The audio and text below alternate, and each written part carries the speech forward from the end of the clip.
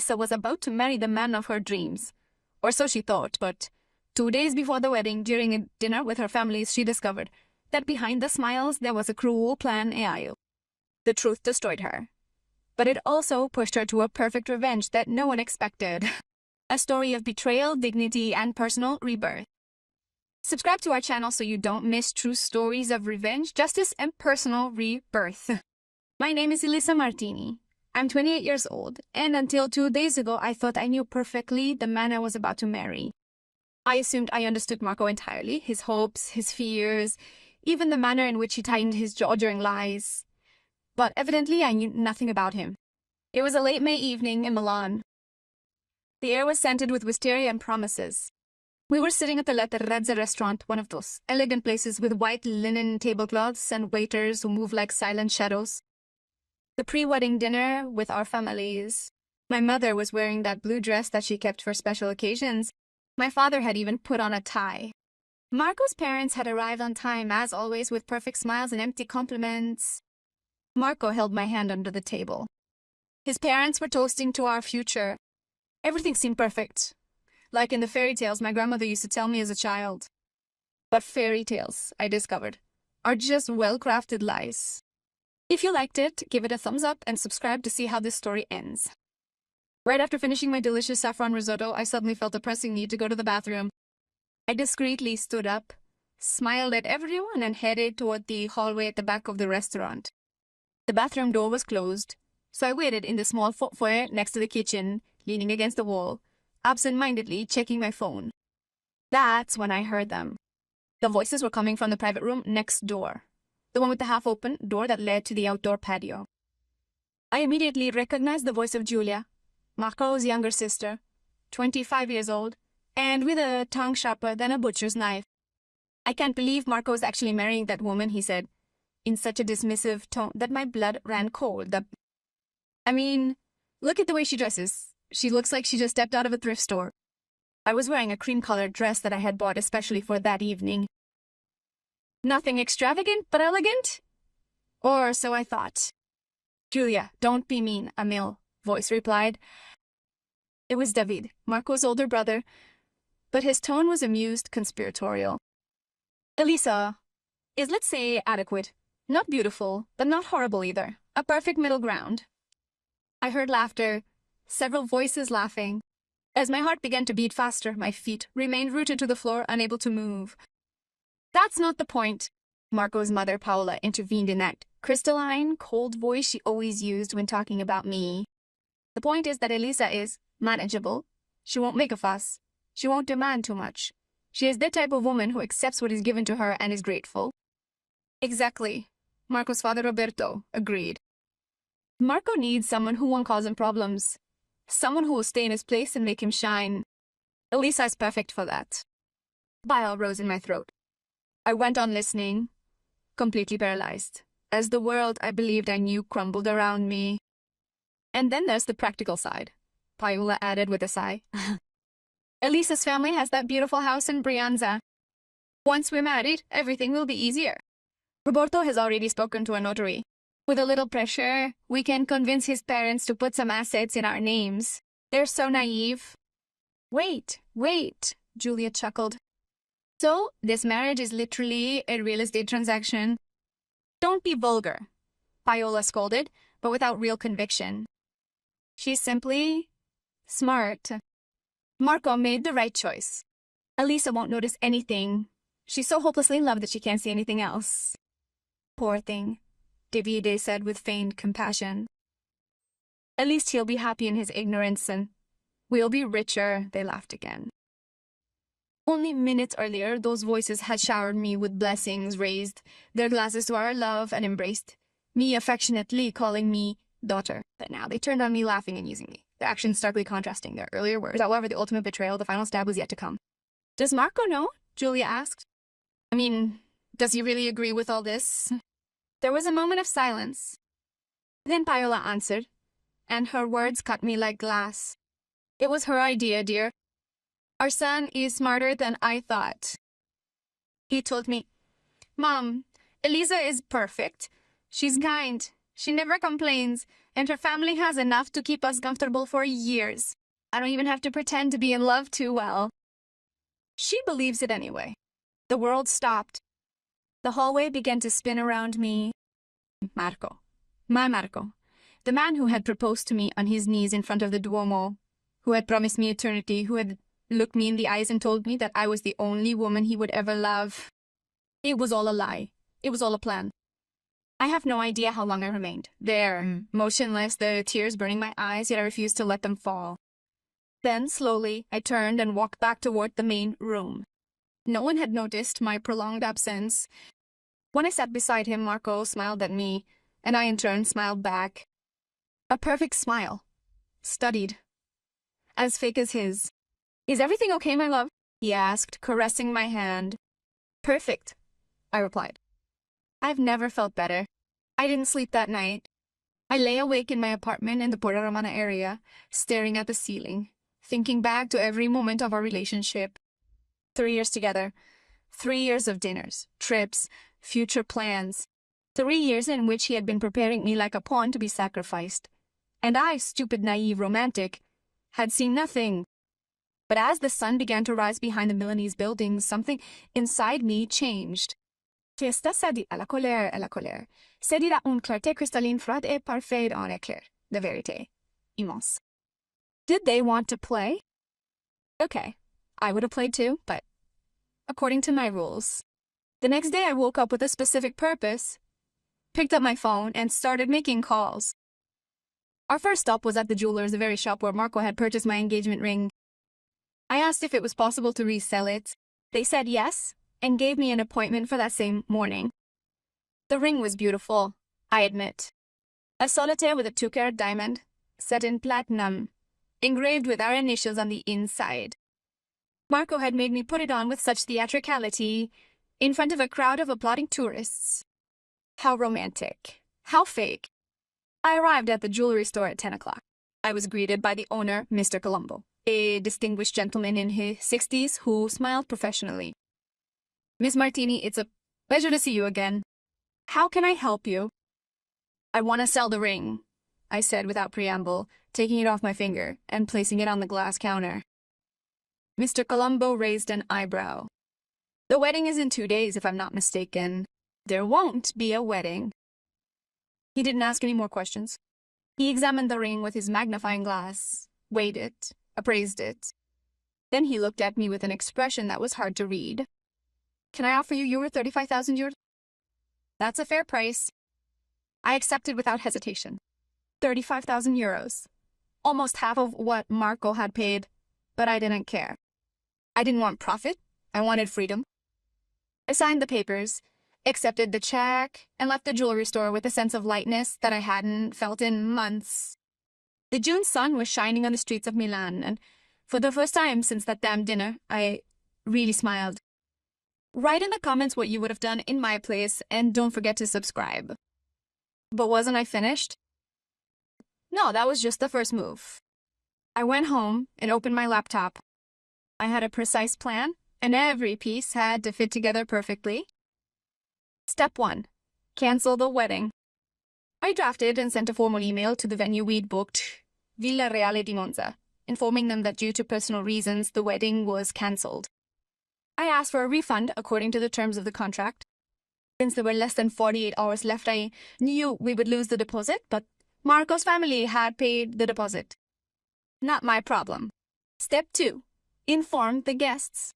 I created a sober, elegant message without unnecessary details. It is with deep regret that Ilanisa Martini and Marco Rinaldi announced the cancellation of their wedding scheduled for June 28th. At this sensitive moment, we politely request that you respect our privacy. I sent it to everyone, relatives, friends, colleagues, 120 people who had already bought gifts, booked hotels, organized their days. The phone immediately began ringing, but I swiftly switched it over to silent mode. I didn't owe anyone an explanation. Step 3. My parents. This was the hardest moment. Smiling, my mother opened the door. She was still wearing the apron she'd used while cooking. The smell of lemon cake filled the house. "Elisa, what a surprise." "Come on, I just got married, Mom." The smile faded. My father came out of the living room, a newspaper still in his hand. He stopped when he saw my expression. "What did you say?" my mother asked, her voice shaking. I sat down at the kitchen table, the one where I had eaten breakfast for 20 years, and told them everything. The dinner, the rumors, Marco's family's plan, the cruel words, the laughter, the betrayal. My mother began to cry. My father turned red with anger. "Those bastards," hissed, "those hypocritical bastards, and we who welcomed them as family." "Dad, there's more," I said. "You need to contact the notary immediately. Check all the documents you've signed in the last few months. Anything involving property, loans, guarantees. They may have already started." My father nodded. His jaw clenched. "I'll do it right away, and then I'll call my lawyer."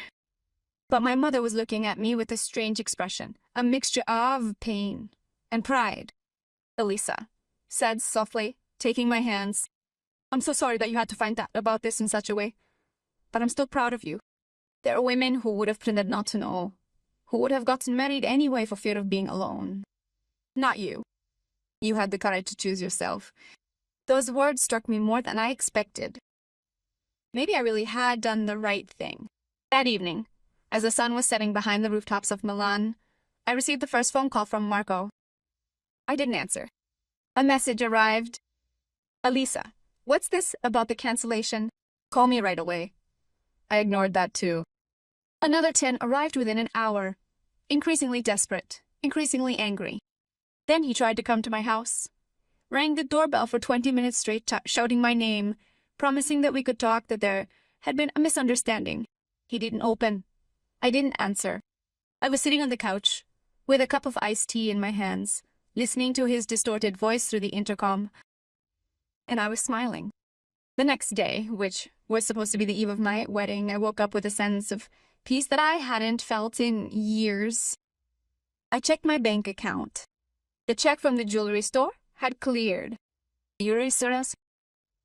Clean money, earned by selling a symbol of falsehood. I decided to use it well. I called a real estate agency and started looking for a small apartment of my own, far from memories, far from Marco. I found a 2-room apartment in the Navigli area, bright with a small window, chairs full of plants. Perfect for a new beginning. In the afternoon, Marco finally managed to reach me. He was waiting for me outside my house, leaning against his black BMW, wearing sunglasses and an expression that wavered between anger and despair. "We need to talk," he said when he saw me leaving. "We have nothing to say," I replied, continuing to walk. He stopped me by stepping in front of me. "Elisa, damn it, you can't cancel a wedding like this without even an explanation." "Do you want an explanation?" I stopped and looked him straight in the eyes. 2 nights ago at the restaurant, I heard everything, every single word. Your mother, your father, your sister, your brother, and especially you. I heard what you said about me, your plans, the way you reduced me to a real estate investment. His face turned white. He took off his sunglasses, and for a moment I saw something that looked like panic. "Elisa, I wasn't. Don't lie to me," I interrupted him with an icy voice. "Not now. Not after all. You had 3 years to tell me the truth, but instead you chose to play a part. Well done, you did. Well, you almost made me believe it. I love you," he whispered, and those words sounded so empty, so ridiculous, that I almost laughed. "No, Marco, you don't even know what that word means. But I do, and that's precisely why I'm leaving." "And the ring?" he asked suddenly, as if that were the point. "Where's the ring?" "Sold," I replied with a smile. "Yesterday morning. Your 35,000 euros is already in my account. I'll use it to buy a new apartment. Thanks for the contribution." His expression went from shock to pure anger. "You can't do something like that. Was that ring mine?" "No," I said calmly. "That ring was a gift, and gifts, once given, belong to the person receiving them. I checked with a lawyer if you're interested. It's all legal." Marco took a step toward me, and for a moment I thought he might do something stupid, but then he stopped. His hands clenched into fists, his breathing labored. "Will you regret this?" he hissed. My family and I have connections, influence. You'll have a hard time finding work in this city. Well, I replied, opening the door of the taxi I had hailed. At least I'll have my dignity. All you'll have is your connections and a family of liars. Good luck, Marco. You'll need it, eh? He got in the taxi and closed the door. As we drove away, I saw him standing there in the middle of the sidewalk with his hands in his pockets and a vacant look in his eyes. For the first time in 3 years, I felt nothing for him. No love, no hate, no anger. Just indifference. And it was liberating. The following weeks were a whirlwind of change. I moved into my new apartment, small but mine. I changed my phone number. I blocked Marco and his entire family on social media. I started hanging out with the friends I had neglected during the relationship, too, caught up in that story that I thought was perfect. My father, with the help of his lawyer, discovered that Roberto Rinaldi had indeed tried to make him sign some ambiguous documents regarding the house in Brianza. Nothing illegal, but certainly unethical. Dad canceled everything and threatened legal action if they tried again. One evening, 3 months after the failed ceremony, I was sitting on my terrace with a glass of wine, watching the sunset over the canals. The phone rang. An unfamiliar number. I answered out of curiosity. Elisa was the voice of Julia, Marco's sister. She sounded nervous. How did you get this number? I asked sharply. Never mind. Listen, I wanted to apologize for what I said that evening. I didn't think you could hear, and in any case, it wasn't right. You're right, I replied. It wasn't right. But you know what? I'm glad it happened. It opened my eyes. There was an awkward silence. Then Julia added, almost in a whisper, Marco isn't feeling well, you know? He keeps talking about you. He says he made a mistake. It's not my problem, I said firmly. Wish me luck in the future, Julia, and please don't call me anymore. I hung up and blocked that number too. Then I looked at the sunset again and smiled. 6 months later, I opened my own small business consulting company. Something I'd always dreamt of but had postponed until we were ready for our future together. Now that future was mine alone, and I was the only one responsible for it. A year later, I received a wedding invitation. Marco was getting married to a 23-year-old girl, the daughter of a real estate entrepreneur. I smiled as I read the invitation, then threw it in the trash.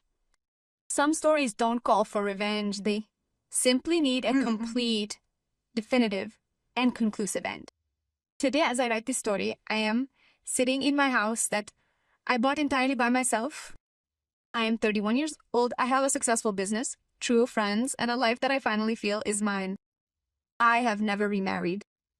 Maybe I will. Maybe I won't.